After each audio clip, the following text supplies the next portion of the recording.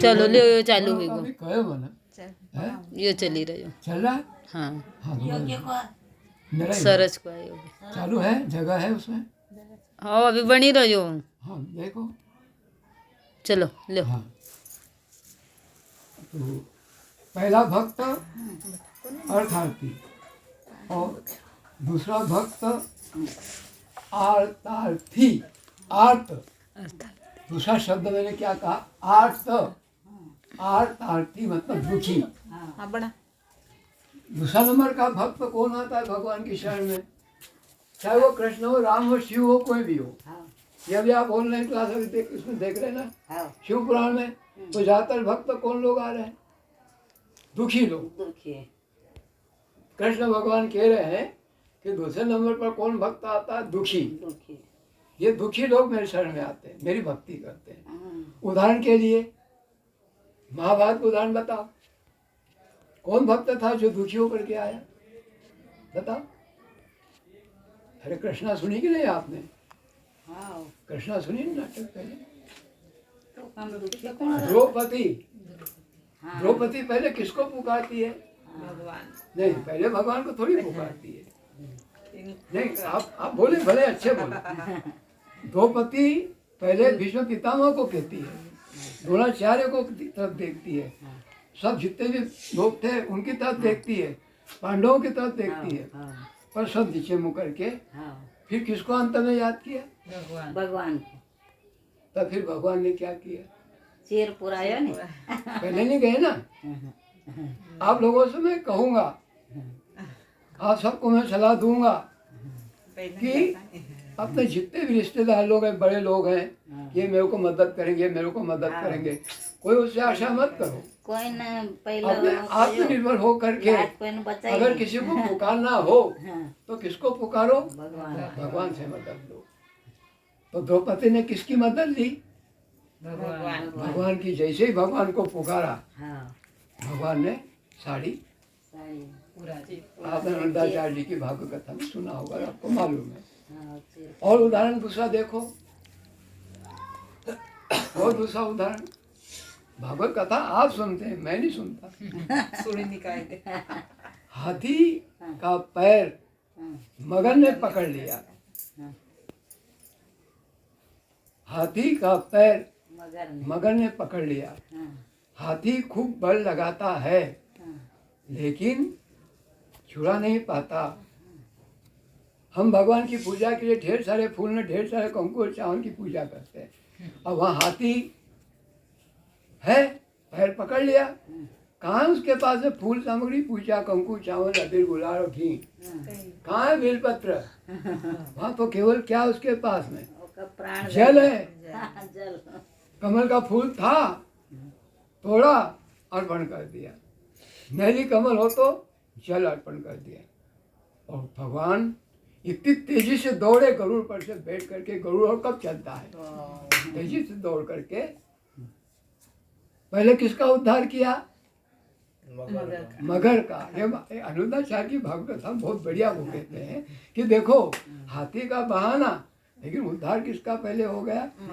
मगर का और फिर हाथी छोड़ा तो ये क्या है आर्तार्थी अर्थात दुखी अगर हम दुखी हैं तो किसकी शरण में जाएं भगवान की शरण तो आप किस प्रकार के भक्त हैं आप तय कर लो पहला भक्त धन चाहना भगवान 5वें श्लोक में आगे कहते हैं ये सब उदार हैं ये सब उदार मेरे लिए उदार हैं प्रेमी हैं ऐसा नहीं कहते कि नहीं धन चाहने वाला प्रेमी नहीं या दुखी मेरे प्रेमी नहीं ये भी मेरे प्रेमी है फिर आप तय करो आज कि आप कौन से भक्त बनना चाहते हैं गीता वेद पुराण का ज्ञान सुन करके तय कर लेना आज और आप सबसे जो भी आगे सुनेंगे उनको भी तय करना है कि आप किस प्रकार के भक्त बनना चाहते हैं और किसकी शरण में जाना चाहते हो अब तीसरा भक्त कौन बोल रहा है महादेव तारे नहीं ये गीता बोल रही है और गीता में भी कौन बोल रहा है भगवान कृष्ण किसको कह रहे हैं पार्थ को अर्जुन को कह रहे हैं कि तीसरा भक्त मेरे पास में आता है। उस तीसरे भक्त का नाम क्या? उसको कहा जिज्ञासु। तीसरे भक्त का नाम जिज्ञासु। मैंने ये एक रजिस्टर बनाया है, ये रजिस्टर बनाया है और इसमें मैंने एक कॉलम लिखा है जिसको मैं ग्रुप में जोड़ना चाहता हूँ और जिसको मैं ज्ञान देना चाहता हूँ। उसमें मैंने शर्त रखी है कि आप जिज्ञासु हैं क्या?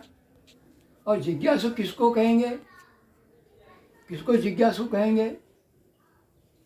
आज तय करना है आपको कि जिज्ञासु तीसरे नंबर का भगवान की शरण में कौन जाता है, भगवान को कौन याद करता है, खूब याद करेगा, भजन भक्ति करेगा। तीसरा कौन? वो है जिज्ञासु। और जिज्ञासु किसको कहेंगे? जिज्ञासु किसको कहेंगे?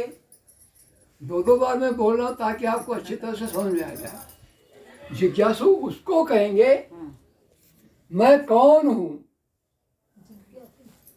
मैं कौन हूँ, क्या हूँ, कहाँ से आया, किस लिए आया, मेरा जीवन का उद्देश्य क्या है, इसको कहेंगे जिज्ञासु। मैंने कौन से पथ पे चलना चाहिए? अब मैं थोड़े से कठोपनिषद की कथा कहता हूँ संक्षिप्त में। कौन से उपनिषद की? कठोपनिषद की।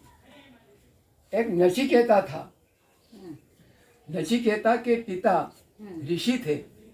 वो एक यज्ञ कर रहे थे। ध्यान से सुनना, ये बहुत महत्वपूर्ण कथा है। मैं आपको सबको पहले मैं कह चुका हूँ कि जो गीता का जो ज्ञान आया है वो उपनिषदों से आया है। और अब उपनिषद की एक कथा मैं कहता हूँ। कौन से विषय की? कौन से शब्द की? जिज्ञासु, जिज्ञासा। आपके पास में जिज्ञासा नहीं है तो आपके पास ज्ञान नहीं आएगा। आपको सुनने की जिज्ञासा होना चाहिए। मैं कौन हूँ, क्या हूँ, क्यों हूँ, किस लिए धरती पे आया। तो नचिकेता था, उसके पिता यज्ञ कर रहे थे।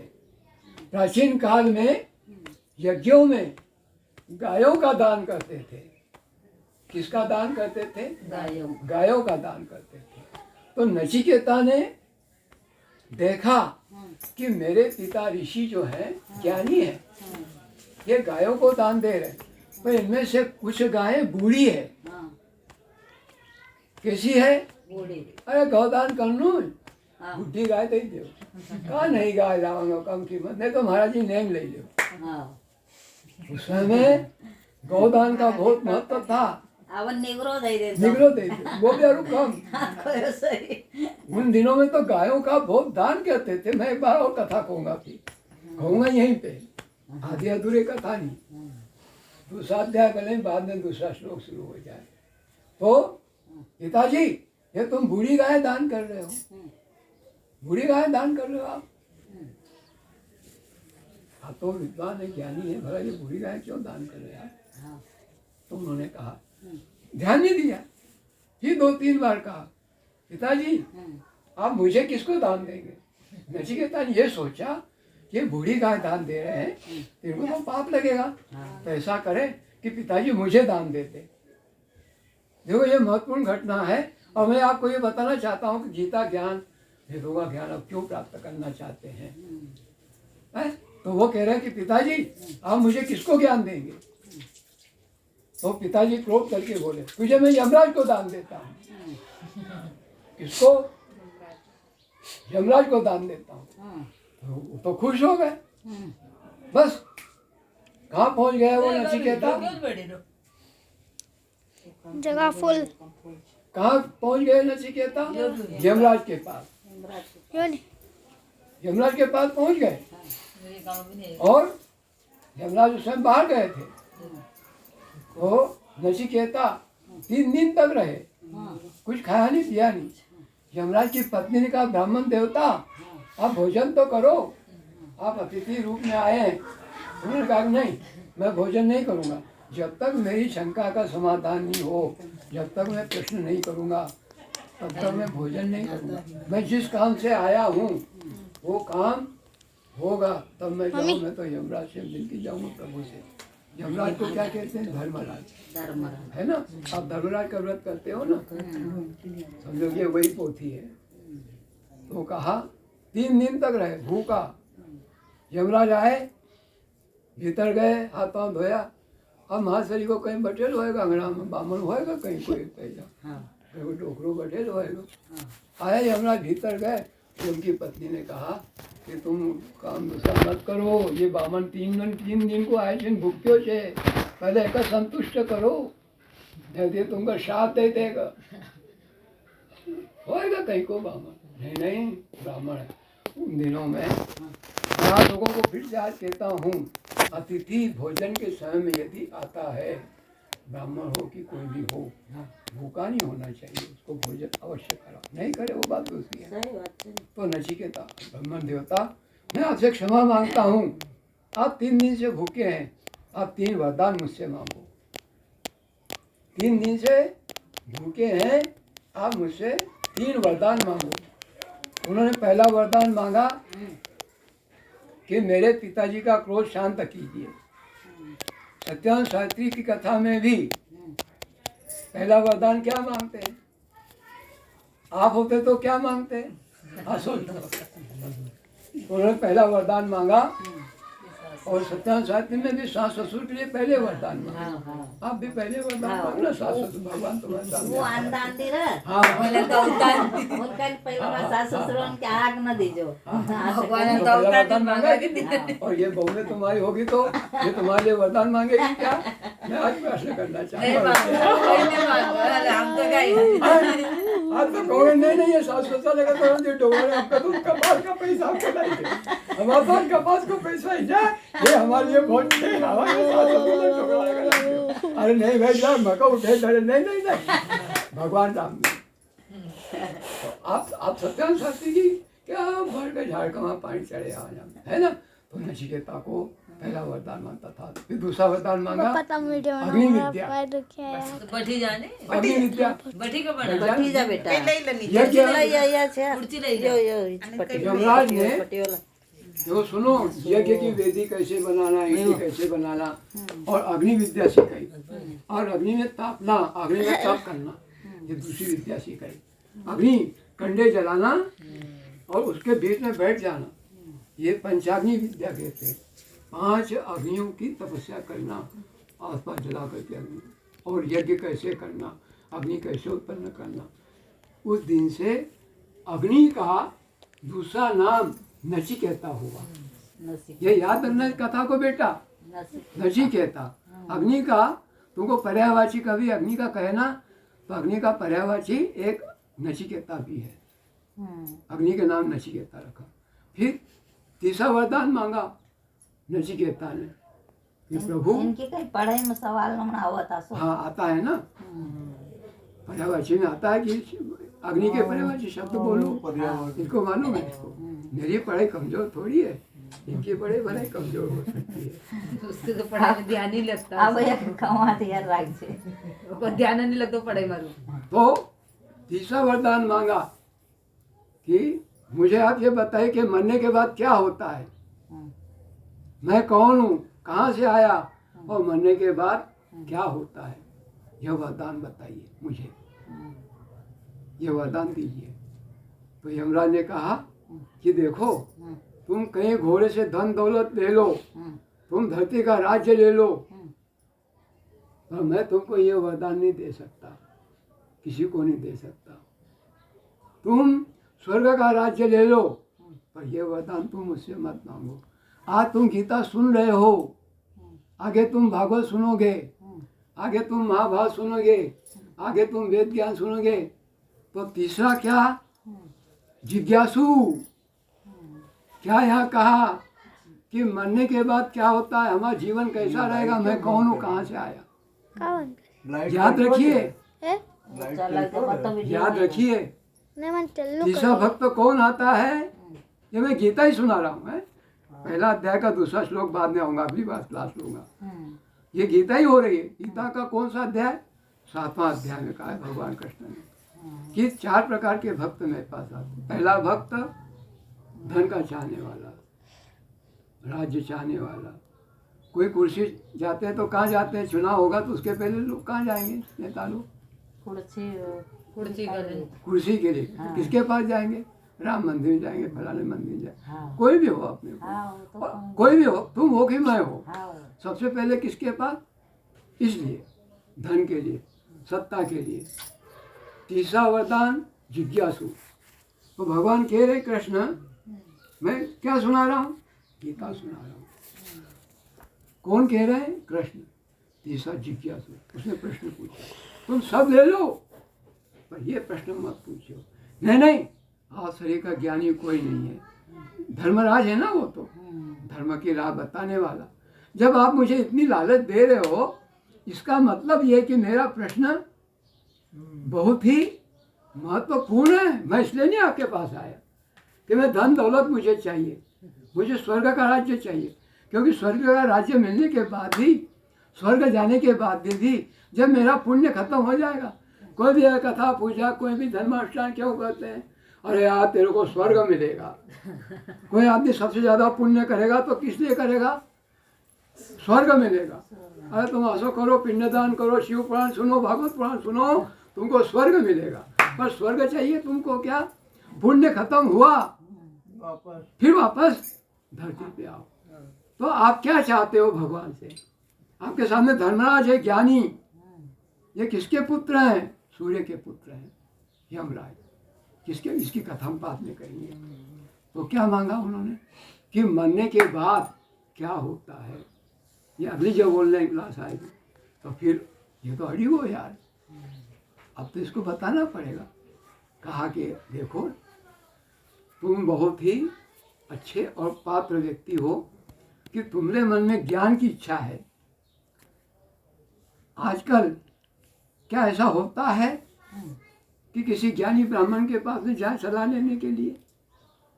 क्या किसी पंडित के पास जाए सलाह लेने के लिए? हमारे घर में किसी प्रकार की कोई समस्या आती है, कोई भी प्रश्न हमारे सामने कभी आता है कि धर्म क्या है, अधर्म क्या है, मुझे क्या करना चाहिए, क्या नहीं करना चाहिए, यह भी अर्जुन बाद में प्रश्न पूछेगा गीता में। अभी हमने रिजर्व रखी है आज की कथा। तो प्रश्न क्या पूछा?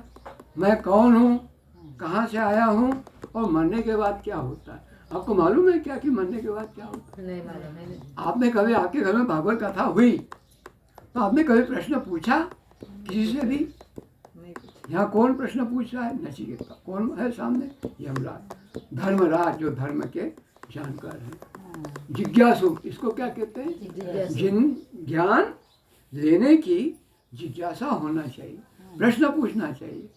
मैं फिर अगली बार बताऊंगा कि मेरे मन में पहले कितनी जिज्ञासा, अगली क्लास जो मैं बताऊंगा। तो कहा, शुरू किया कि देखो मैंने तेरी परीक्षा ली आज। क्यों? कि ईश्वर के मार्ग को जाने के लिए गुरु तो मिलेगा, आपको गुरु मिलेगा, सदगुरु मिलेगा, ज्ञान देगा, पर जुड़ने वाली बात नहीं होना चाहिए। बहुत सारे लोग हैं, हम तो श्री राम शर्मा गुरु जी से जुड़ गए हैं, यहाँ यज्ञ कर रहे हैं, वहाँ यज्ञ कर रहे हैं, पर आपको जो गुरु ने ज्ञान दिया, क्या उस मार्ग पे आप चल रहे हैं? क्या पहले परीक्षा होती है मार्ग पे जाने की। लालच दिया, पर नचिकेता आया लालच में? नहीं, वो तो अड़ गया। आपके सामने भगवान हो तो मैं आपसे निवेदन करूंगा कि आप क्या मांगोगे तय कर लेना। भगवान के देखेगा तो आप ही नहीं, आपसे ये प्रश्न नहीं। मांगे कितनी ये जो ऑनलाइन क्लास जो है ये हमारे मरते दम तक चलेगी, मरते दम तक सुनते रहो इसे, जो टालो मत। ओ हफ्ता भाई झाड़ू। तुम फिर कहोगे मैं दूसरी जगह भी लेना है। खैर आएंगे आपके यहाँ, नहीं अगर कहीं होगा तो आपके आएंगे। अगली क्लास कुकटोल होगी। तो क्या कहा यमराज ने? मैंने आप लोगों को सबको कहा कि मैं जो ऑनलाइन क्लास जो ले रहा हूँ, ज्ञान जो दे रहा हूँ, उसको नोटबुक में लिखो, और इसको कहना कि जो ज्ञान दे उसको डबल सुनो, बार बार सुनो, और नोटबुक में लिखो कि यमराज ने क्या कहा। ये कभी किसी भी भागवत कथा में केवल अनिरुद्धाचार्य ने कहा है।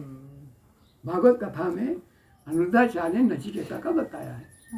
तीसरे प्रकार का भक्त नचिकेता सुने थे जैसा शायद होना है। भागवत में मैंने भी सुना था। हैं? मैंने सुनी थी भागवत। हाँ भागवत इनका मोबाइल पर तमने सवेरा से लगाई देनो कि आज आई रो था आसो जब आओ जब जल्दी आई जानो सर। हाँ 2 बजे तो आ गया। आसो ये यहाँ तो सब 4-3 बजे। मतलब सब ये हुई जाहिर का ठीक ठीक। चलो चलो। हाँ तो ताव नचिकेता ने हाँ। पूछा हाँ। तो क्या उत्तर देते हैं यमराज?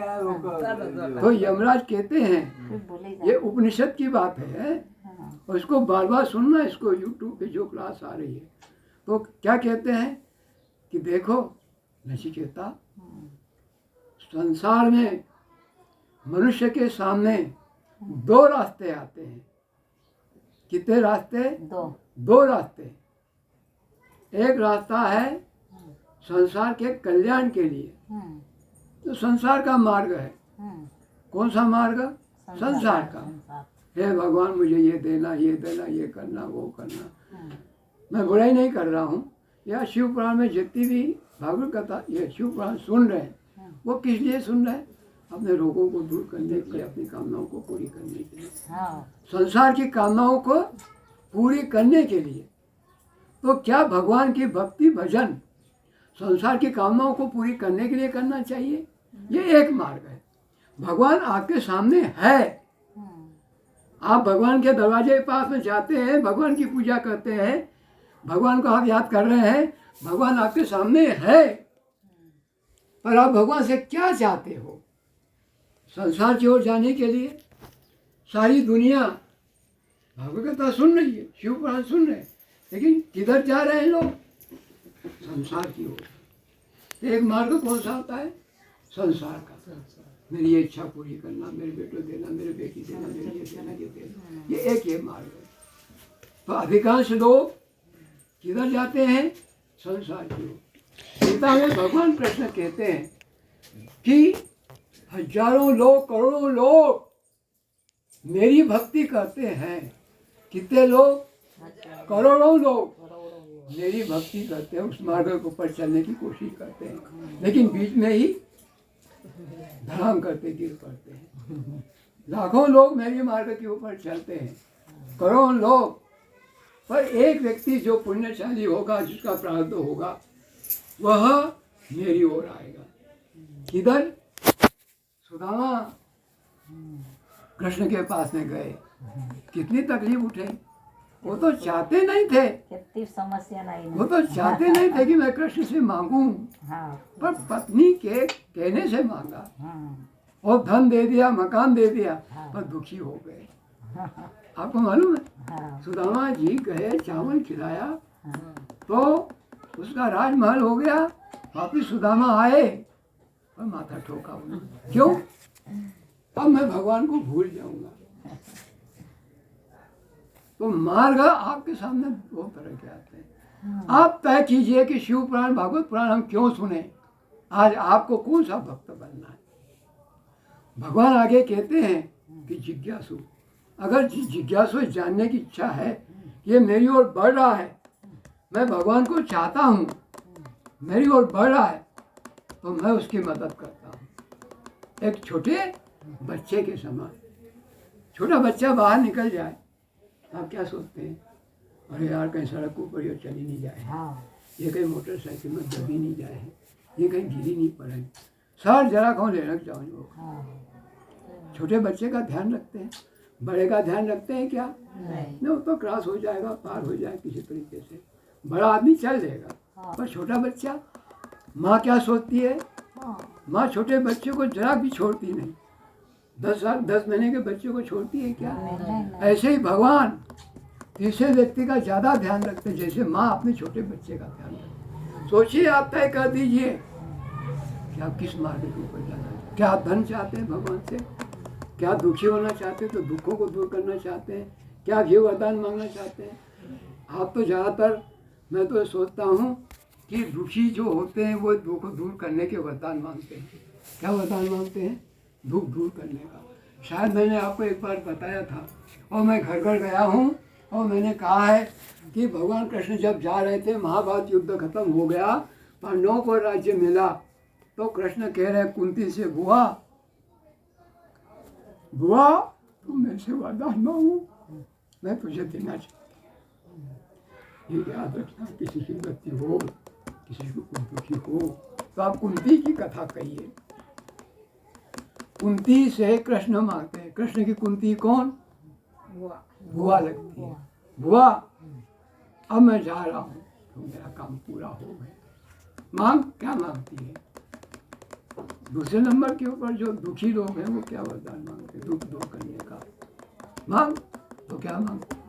मैं अब क्या मांगू? बस हो गया राजपाट को। अब मेरे का कुछ नहीं इच्छा है, मैं कुछ नहीं मांगना चाहता। नहीं तू मांग, मांग मेरे से। तुम्हारे सामने भगवान आ जाएगा तो तुमको यही कहेगा, मांग मांगो। कोई भी देवी देवता हो, चाहे शिव की पूजा करो, दुर्गा की पूजा करो, भैरव की पूजा करो, मांगो मांग। मैं देना चाहता हूँ तुम्हारे सामने भगवान। भक्ति से प्रसन्न हो जा तो कहीं भी मांगो। तो कुंती क्या कहती है ये याद रखो, नोट करो। मुझे दुख दो, मुझे दुख दो। क्या वरदान मांगा? दुख दो, मुझे दुख दो। बुआ ये क्या बात करती है? तू जंगल में रही, अज्ञातवास रहा है, तो कितने वर्ष तक रहा अज्ञातवास, जंगल फिरी, खंडो वन जलाया गया, दुख तो हुआ। और अब फिर तू मेरे से ये वरदान मांगती है? मैं आपको गीता सुना रहा हूँ क्या? आपने तो कहा था कि आप हमको गीता सुनाने, तो मैं गीता ही तो सुना रहा हूँ। पर मैंने गीता कहाँ से शुरू कर दी? खरगाट से।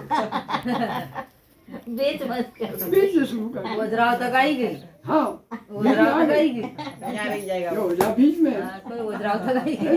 कल घाट से वज्राव आई गई। बस इसके बाद हम समाप्त करते हैं। अब वज्राव करगुड़ारू कहीं का दिन छूटेगा बीच में। तो नहीं इसलिए छोड़ा कि 82 वर्ष की उम्र है। ऑनलाइन क्लास में मेरे को बहुत तकलीफ है, मोहल्ले मोहल्ले जा रहा हूँ, लोगों को जोड़ रहा हूँ, रात को पुराणों का अध्ययन करता हूँ, गीता पढ़ता हूँ, बड़ी पुस्तकें पढ़ता हूँ। तो ऐसा मत सुनना कि इस कान सुन के उस कान से निकाल दिया।